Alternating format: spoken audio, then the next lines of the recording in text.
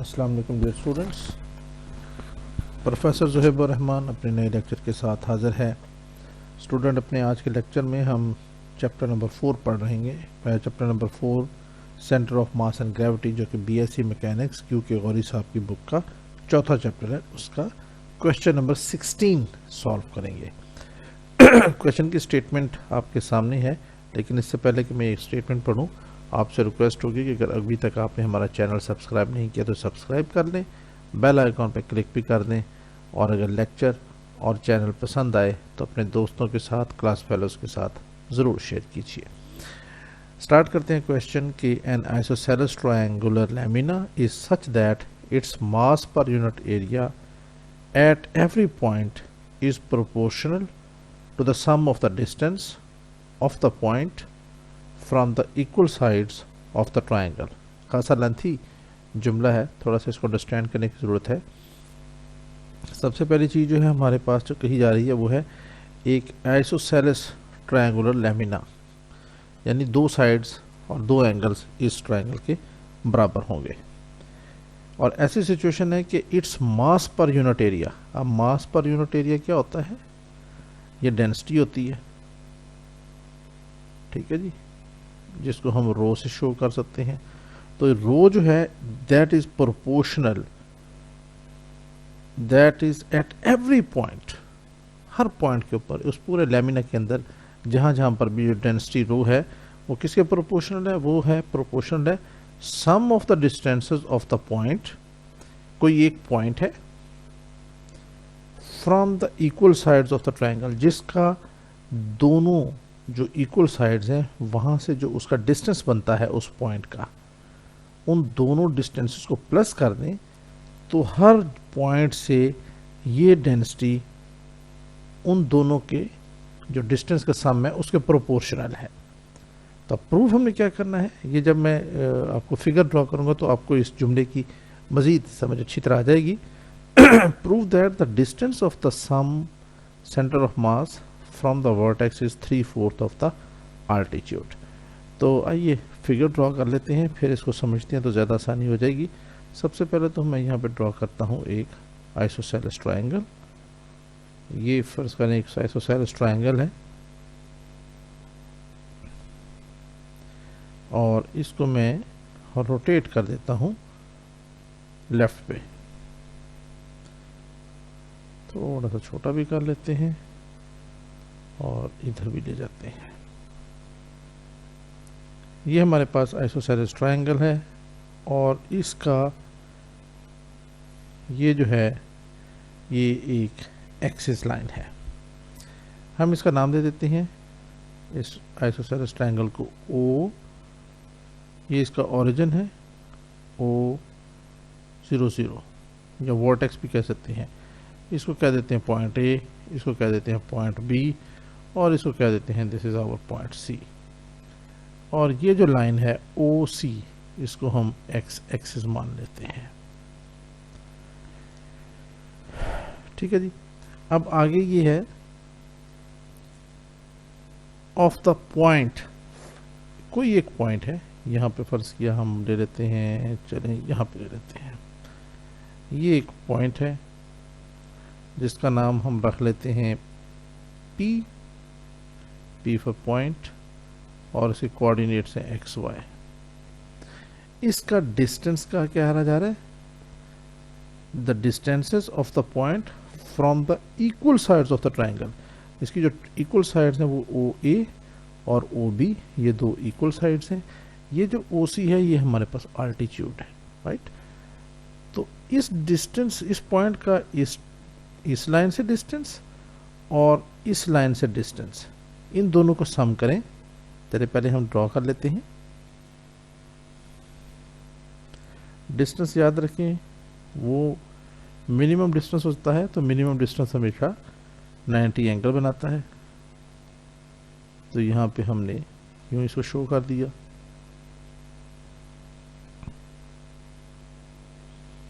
ये आ गया हमारे पास।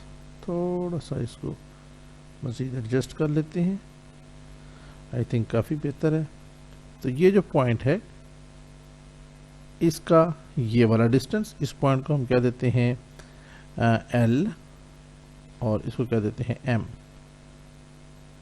ठीक है जी, ये जो डिस्टेंस है PL और ये जो डिस्टेंस है PM, इन दोनों का sum of the distances of the point, इस पॉइंट का distance from the equal sides of the triangle, इसकी जो ये दो साइड्स वाली ट्रायंगल हैं इनसे इसका डिस्टेंस, यानी P का OA से डिस्टेंस PL होगा और इस पॉइंट P का OB से डिस्टेंस PM होगा।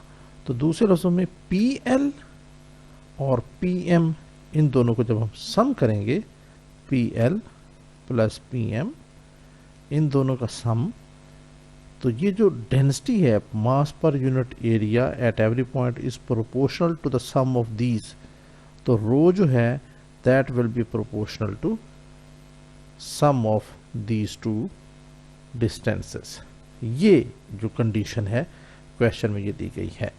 आई होप कि नाउ अब आपको इसकी समझ सही आ गई होगी। अब हमने प्रूव करना है, prove that the distance of the centre of mass of the from the vertex, इस पॉइंट से जो सेंटर ऑफ मास है इस ट्रायंगुलर लैमिना का, that is 3/4 of the altitude. तो अल्टीट्यूड हम ए से लेकर सी तक अगर ए ले लेते हैं तो इसका 3/4 क्या हो जाएगा, वो हो जाएगा 3/4A। तो एक्चुअली हमने 3/4A प्रूव करना है कि इस ट्रायंगुलर लैमिना का सेंटर ऑफ मास 3/4A है। तो आई थिंक क्वेश्चन आपकी स्टेटमेंट अब आपको समझ में आ गई होगी। तो यहाँ पे जो हमने ये बना लिया है एक स्ट्रक्चर, इसको हम लिख भी लेते हैं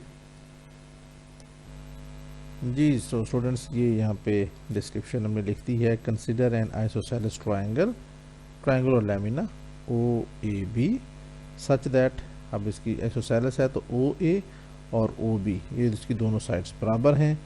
हमने फ़र्ज़ किया OC जो है वो इसका अल्टीट्यूड है और उसकी हाइट जो है वो A के बराबर है।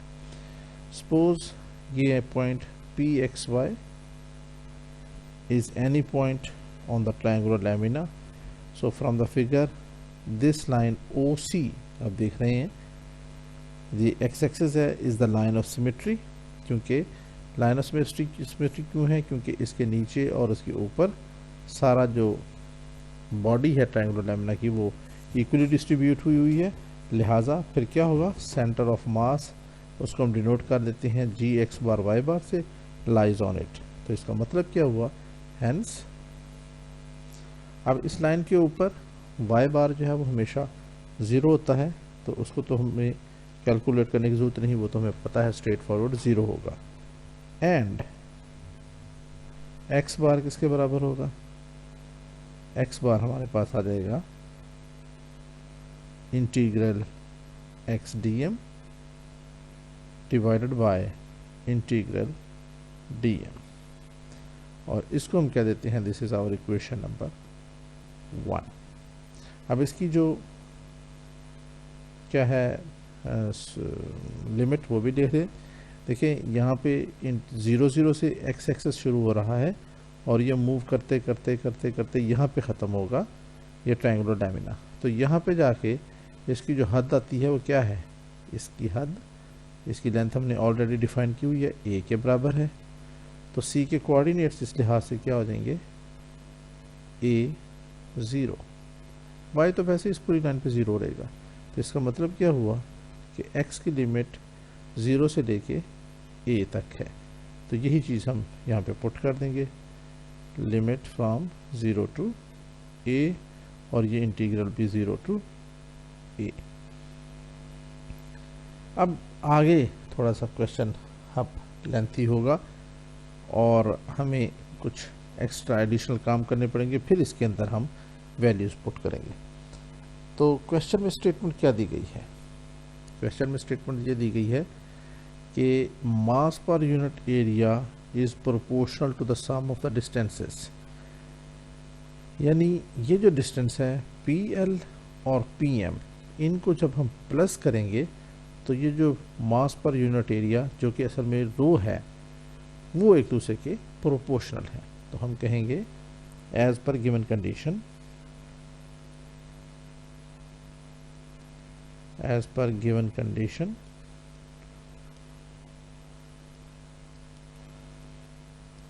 मास पर यूनिट एरिया, रो जो कि है मास पर यूनिट एरिया, मास पर यूनिट एरिया। ये क्या है अब, दिस इज प्रोपोर्शनल टू किस किस के है, सम ऑफ द डिस्टेंसेस, यानी P से लेके L तक का डिस्टेंस और प्लस P से लेके M तक का डिस्टेंस। तो यहाँ पे हम लिख लेते हैं PL प्लस PM, इसके ये क्या है, प्रोपोर्शनल है, रो जो है प्रोपोर्शनल है। तो हम जानते हैं दिस इम्प्लाइज रो, अब जब दो क्वांटिटीज आपस में प्रोपोर्शनल होती है तो उनके दरमियान कॉन्स्टेंट्स ऑफ प्रोपोर्शनलिटी लाजमी होता है। तो यहाँ पे हम इंट्रोड्यूस कर लेते हैं एक कांस्टेंट जिसका नाम हम रख लेते हैं लैम्डा, और बाकी तो दोनों इसी तरह रहेंगे, PL प्लस PM। इसको हम ब्रैकेट में लिख लेते हैं और इसको हम कह देते हैं this is our equation number 2।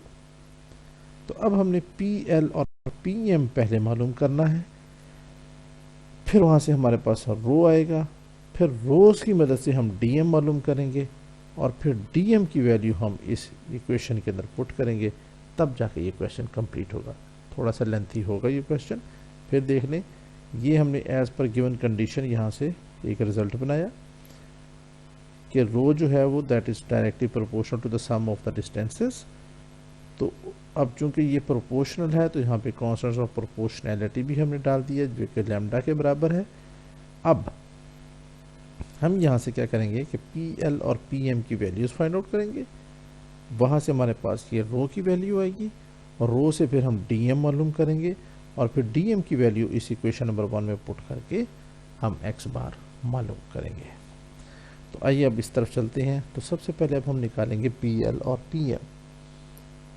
तो उसके लिए हम क्या करेंगे, उसके लिए हम सबसे पहले निकालते हैं L जो है that is located on this line OA और M जो है that it is located on this line OB। तो हम सबसे पहले OA लाइन की इक्वेशन फाइंड आउट करेंगे। तो हम क्या लिखते हैं, फर्स्ट वी फाइंड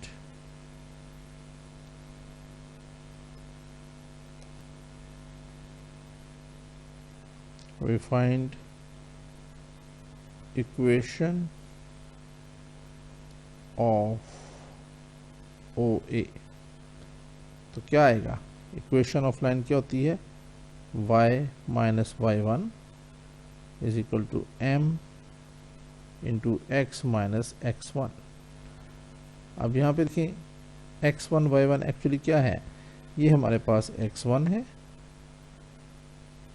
ठीक है, और ये हमारे पास y1 है।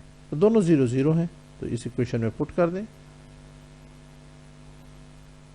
This implies y minus y1 0, m into x minus x1 भी 0।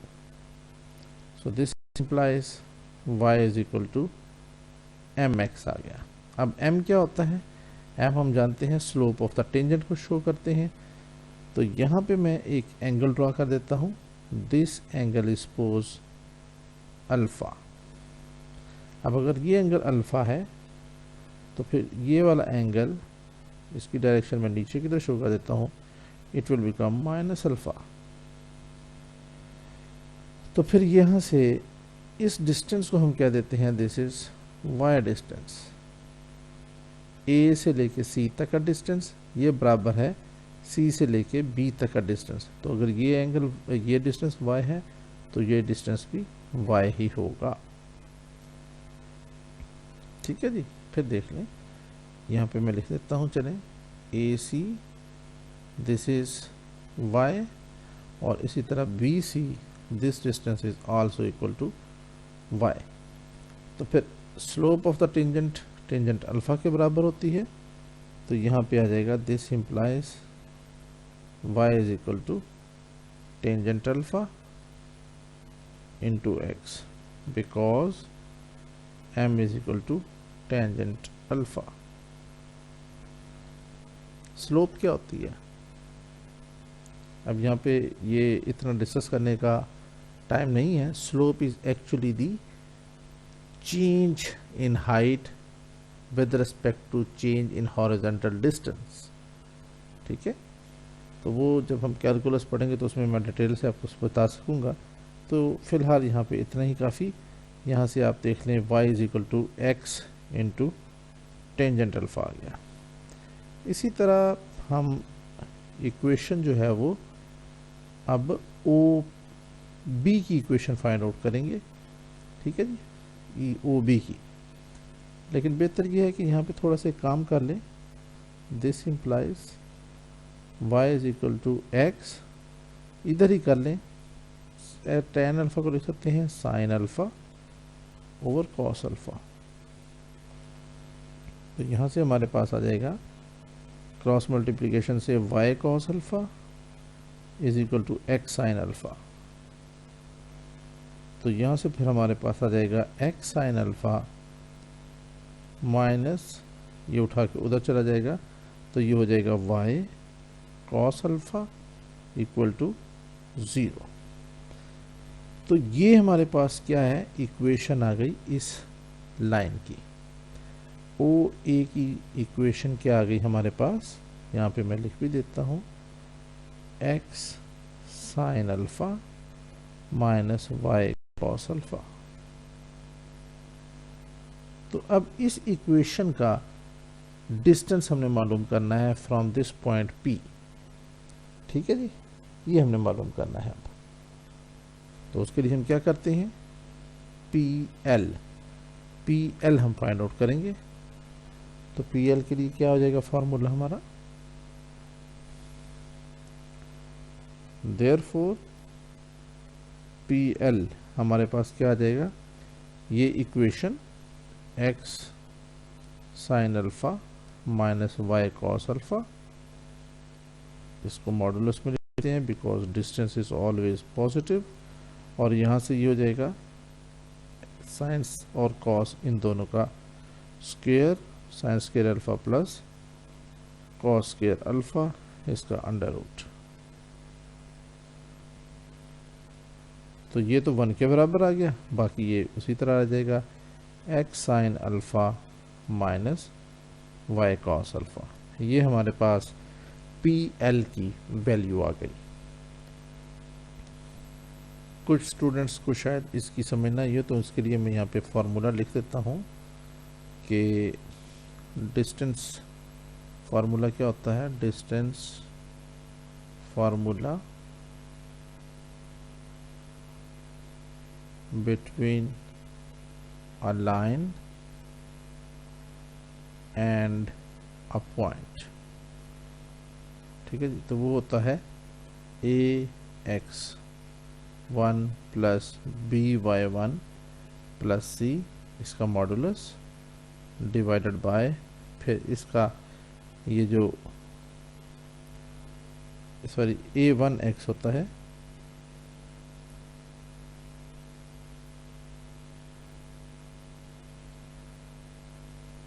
तो ये हो जाएगा A1X plus B1Y plus C, और इधर आ जाता है, अगर 1 ना भी लिखें तब भी गुजारा हो जाएगा, AX plus BY plus C, और डिवाइड कर देते हैं हम इस x के साथ जो इनके कोएफिशिएंट्स हैं A square plus B square, इसका अंडर रूट, और ये हमारे पास होता है इनके दरमियान डिस्टेंस D।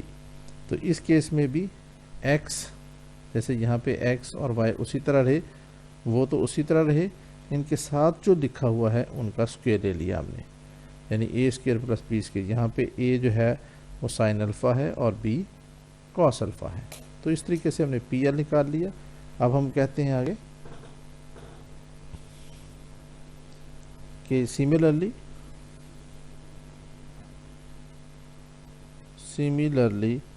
हमारे पास आ जाएगा PM, सॉरी इसके लिए हमें पूरी इक्वेशन निकालनी पड़ेगी। अभी आप देखें गौर से इस जगह पे, यहाँ पे फिर ये हमारे पास y है और यहाँ पे अब एंगल क्या हो जाएगा माइनस अल्फ़ा। तो अब हम निकालेंगे equation of this line OB। तो हम यहाँ पे लिखते हैं, इसको काट सकते हैं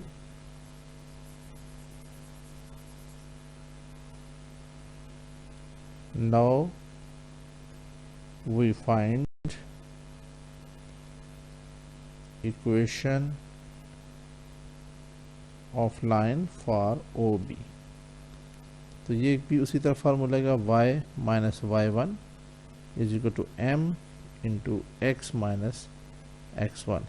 अब अभी भी हमारे पास x1 y1 OB देख लें, OB b के कोऑर्डिनेट्स का हमें नहीं पता, इसका पता है x1 y1 का, तो ये हम यहाँ पे लिख देते हैं। y माइनस y1 ज़ीरो है, m x minus x1 zero हो गया, so this implies y is equal to m x आ गया। अब यहाँ पे m किसके बराबर है? माइनस टेन अल्फ़ा के, क्योंकि यहाँ पे अब अल्फ़ा जो है वो नेगेटिव साइन में है, सो देयरफॉर हमारे पास क्या आ जाएगा? y is equal to minus X tangent alpha.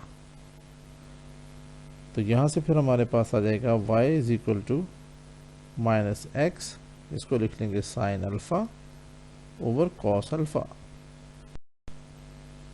इसको यहाँ पे आ जाएगा हमारे पास, ज़रा कर दें cross multiplication, y cos alpha is equal to minus X into sine alpha. अब एक्स साइन अल्फ़ा को उठा के हम लेफ्ट पे ले जाते हैं, तो हमारे पास आ जाएगा x sine alpha plus y cos alpha and this is equal to zero. तो ये हमारे पास इक्वेशन आ गई लाइन ओ बी की। अब इसका भी हम डिस्टेंस उसी तरह निकालेंगे, ये ओ बी, इसकी भी हमने ये इक्वेशन फाइंड आउट कर ली। यहाँ पे चलिए लिख भी लेते हैं, x sine of alpha plus y cos of alpha.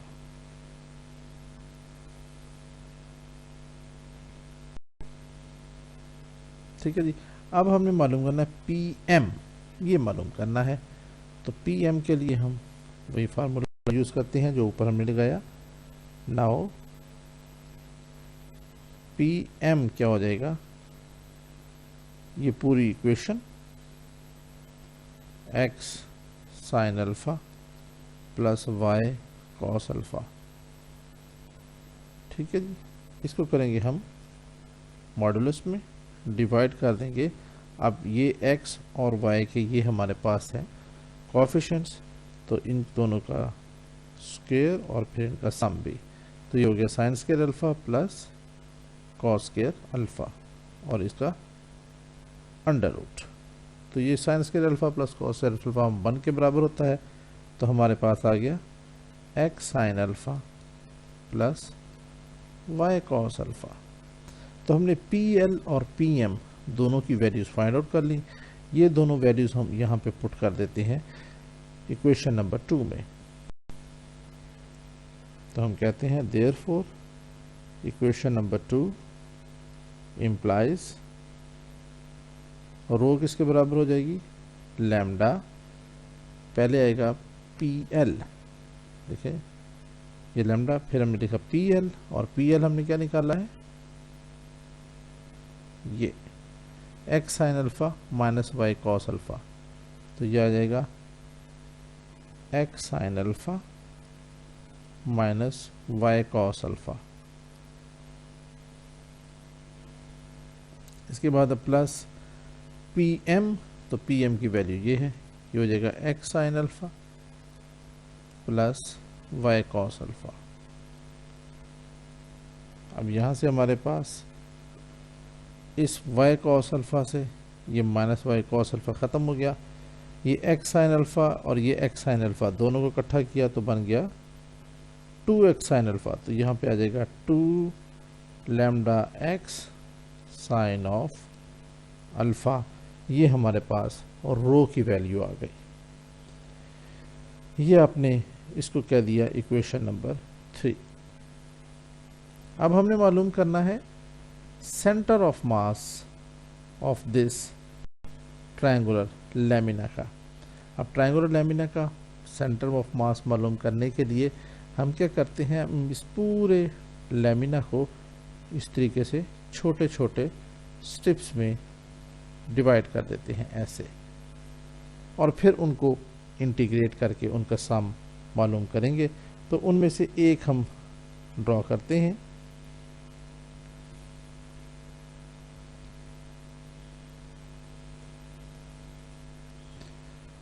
तो एक स्ट्रिप जो है ना, ये हमने यहाँ पे शो कर दी आपके सामने। इसका नाम हम रख लेते हैं कोई पी तो हमने रखा हुआ है, क्यू आर कर लेते हैं चलें। तो ये हमारे पास आ जाएगा क्यू आर। इसकी ये जो डेप्थ है, थिकनेस है, दैट इज़ डेल्टा एक्स है, और यहाँ से जो इसकी हाइट है उसको हम शो कर देते हैं डेल्टा वाई से। ठीक हो क्या जी? तो अब हम यहाँ पे लिखते हैं we divide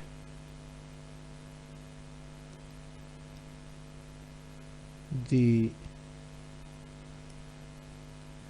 तो आगे जो भी है वो मैंने पहले सारा लिख के आपको बता देता हूँ। we divide the triangular lamina into n number of strips.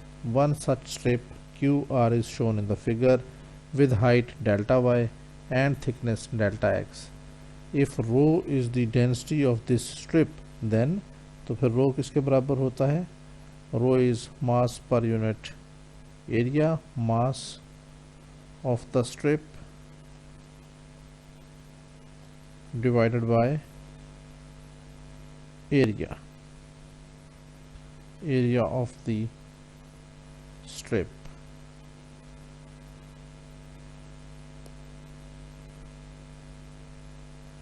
So this implies, और वो हमारे पास आ जाएगा। इस मास ऑफ द स्ट्रिप को हम शो कर देते हैं डीएम से, और ये एरिया उसी तरह रहा एरिया। अब एरिया किसके बराबर होता है? एरिया हम जानते हैं ये बराबर होता है लंबाई ज़रब चौड़ाई। तो लंबाई इसकी चौड़ाई हम जानते ही हैं, लंबाई है इसकी delta x multiply by delta y. ये लंबाई और ये ज़रब चौड़ाई जो अभी हमने आपको दिखाया भी था, ये देख लें, ये डेल्टा एक्स और ये डेल्टा वाई। ये एक रेक्टेंगुलर किस्म की स्ट्रिप बनी हुई है। सो देयरफॉर यहाँ से फिर हमारे पास डी एम किसके बराबर आ जाएगा? D m is equal to rho into delta x into delta y. This implies d m फिर हमारे पास क्या हो गया? यहाँ पर डी एम की वैल्यू, रो की वैल्यू पुट कर दें। ये लैम्डा की वैल्यू है, सॉरी रो की वैल्यू है 2 लैम्डा एक्स साइन अल्फ़ा। तो ये हो जाएगा 2 lambda x sine of alpha into delta x into delta y, और ब्रैकेट में आप लिख दें फ्रॉम इक्वेशन 3।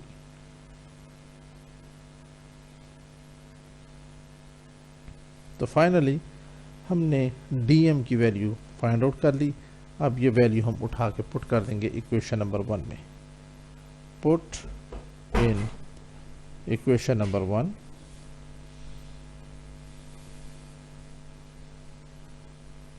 एक्स हमारे पास आ जाएगा x bar integral x d m. अब डीएम की जगह हमारे पास ये सारी value 2 lambda x sine of alpha, इसके बाद ये हो जाएगा d x into d y from 0 to a divided by integral, फिर ये सारा 2 lambda x into sine of alpha into d x into d y, और this is again from 0 to a। अब यहाँ पे हमारे पास वेरिएबल दो आ गए, एक dx है और एक dy है। तो यहाँ पे फिर अगले स्टेप में हमारे पास इंटीग्रल भी दो हो जाएंगे। This implies integral 0 to a, और फिर हो जाएगा इंटीग्रल, और ये सारा इकट्ठा कर दें 2 लैम्डा, इसके बाद आप लिख लें साइन अल्फ़ा इसके बाद आप लिखने x को इस x से मल्टीप्लाई किया तो x स्क्वेयर, फिर आ जाएगा dx और फिर आ गया dy divided by integral, double integral आएगा नीचे भी, एक तो हो जाएगा 0 to a और ये इकट्ठा कर लें 2 लैम्डा साइन अल्फ़ा, उसके बाद आ जाएगा x, इसके बाद आ गया dx और आखिर में dy। अब यहाँ पे y की जो वैल्यू है वो हमने देखनी है, उसकी लिमिट कहाँ से कहाँ तक है। देखें y किधर है हमारे पास, फिगर में जाएं, ये हमारे पास y है, तो y की वैल्यू हमने एक निकाली थी, किधर है ये x tan अल्फ़ा, और दूसरी वैल्यू हमने निकाली थी माइनस एक्स tan अल्फ़ा। तो यहाँ पे जो हमारे पास वैल्यू आ गई वो हो जाएगी y is equal to minus x tan alpha, और यहाँ पे आ जाएगी y की वैल्यू y is equal to x tan alpha. तो ये इसकी लिमिट्स है from minus x tan alpha to plus x tan alpha. तो ये हम यहाँ पे पुट कर देते हैं, from minus x tan alpha to plus x tan alpha, इधर भी माइनस एक्स tan अल्फ़ा से प्लस एक्स tan अल्फ़ा। अब ये थोड़ा सा सिंप्लीफिकेशन की ज़रूरत है इस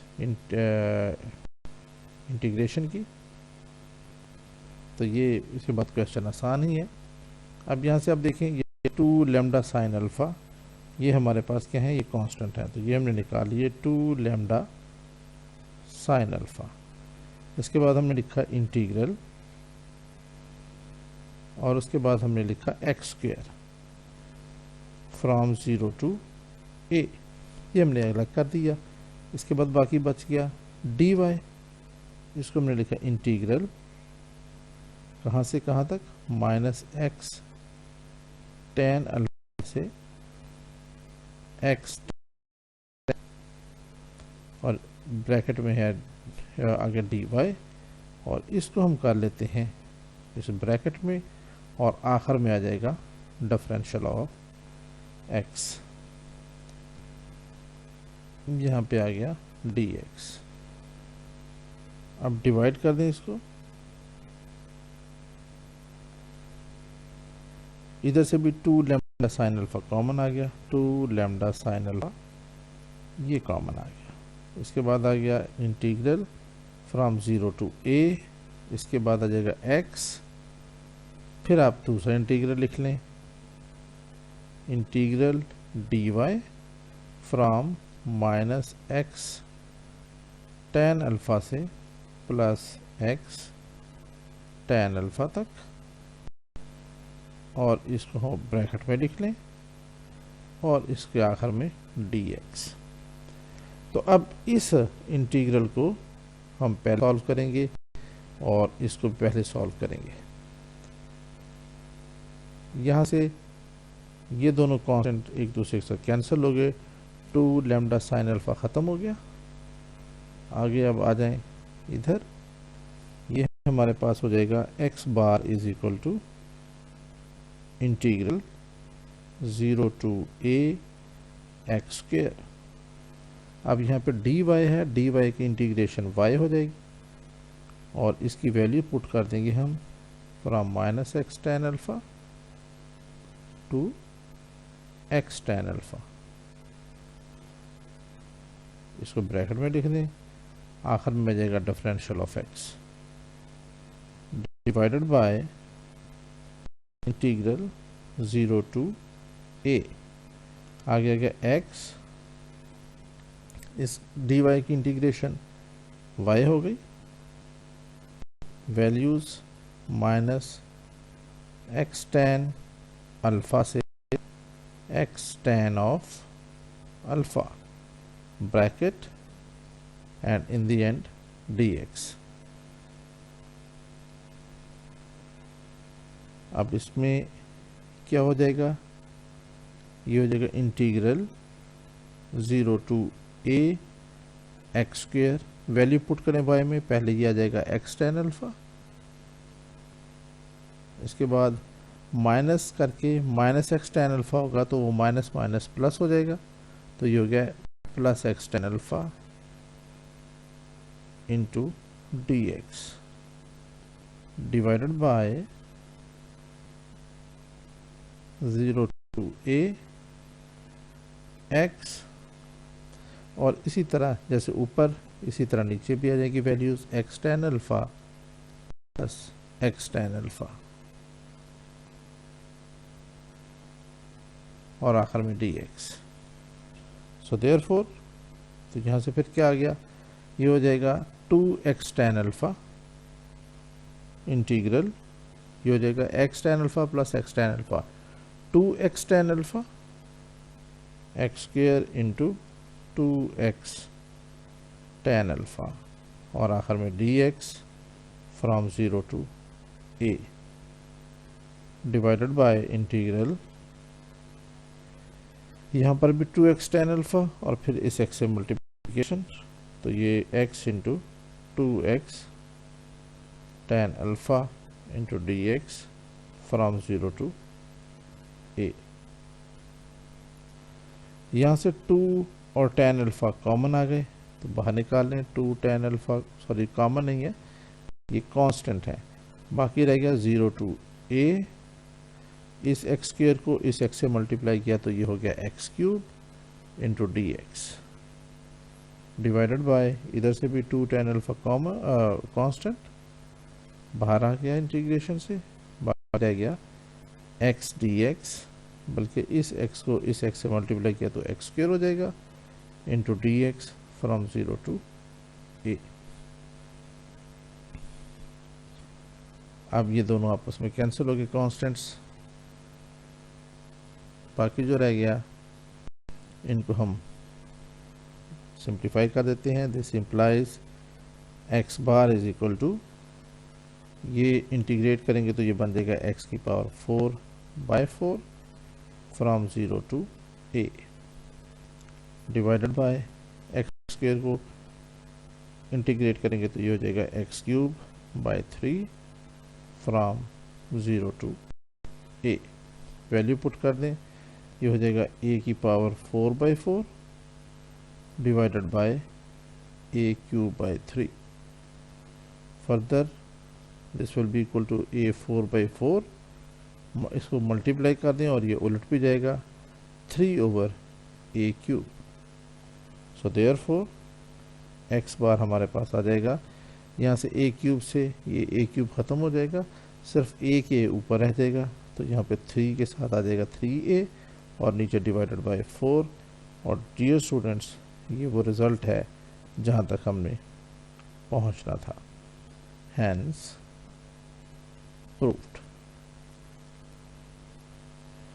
आई होप स्टूडेंट कि ये क्वेश्चन आपको अच्छी तरह समझ में आ गया होगा और मेरी एफर्ट को अप्रिशिएट करेंगे।